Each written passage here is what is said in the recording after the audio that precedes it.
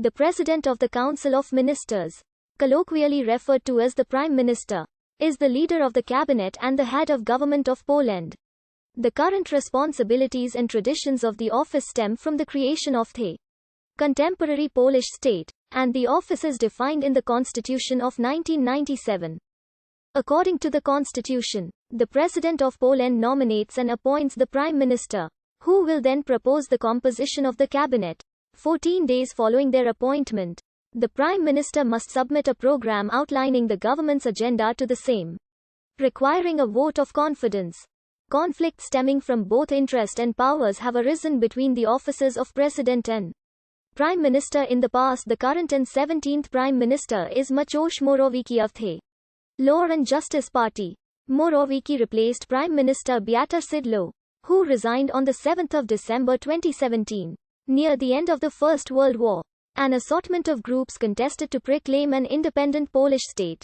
In early November 1918, a socialist provisional government under Ignacy Dyszyński declared independence, while a separate committee in Kraków claimed to rule West Galicia.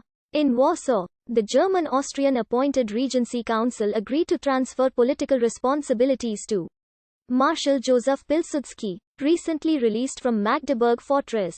As chief of state of the new Polish nation, Pilsudski summoned Dyszyński to the capital to form a government, where Pilsudski agreed to appoint Dyszyński as the republic's first prime minister. Dyszyński's premiership, however, remained brief. After the politician failed to form a workable coalition, Pilsudski turned instead to Jędrzej Morawiecki, who successfully crafted a workable government for the Second Republic's first months of existence. The small constitution of 1919 outlined Poland's form of government, with a democratically elected Sejm, a prime minister and cabinet, and an executive branch. Despite outlining a parliamentary system, the small constitution vested many executive powers onto Pilsudski's position as chief of state. The executive branch could select and organize cabinets, be responsible to the ministries for their duties, and require the counter-signature of ministers for all official acts. By the early 1920s, rightist nationalists within parliament, particularly Roman Dmowski and other members of the Popular National Union Party and the NDSH movement, advocated reforms to the republic's structure to stem the authority of the chief of state while increasing parliamentary powers. The result was the Sejm's passage of the March Constitution of 1921. Modeled after the Third French Republic, the March Constitution entrusted decision-making exclusively within the lower house Sejm. The newly created presidency, on the other hand, became a symbolic office devoid of any major authority, stripped of veto and wartime powers, deriving authority from the powerful Sejm.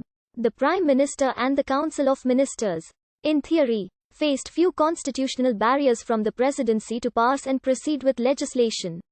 In reality, however, the premiership remained extraordinarily insecure due to the harsh political climate of the early Second Republic, marked by constant fluctuating coalitions within parliament. 14 governments and 11 prime ministers rose and fell between 1918 and 1926, with 9 governments alone serving between the 5-year March Constitution era. Deeply frustrated with the republic's chaotic democracy parliamentary structure, Pilsudski led rebellious Polish army units to overthrow the government in the May coup of 1926, effectively ending the Second Republic's brief experiment with parliamentary democracy, as well as the Prime Minister's free and popular elected mandate for the next 60 years. Distrustful of parliamentary democracy, Marshal Pilsudski and his Senation movement assumed a semi-authoritarian power behind the throne. Presence over the premiership and presidency.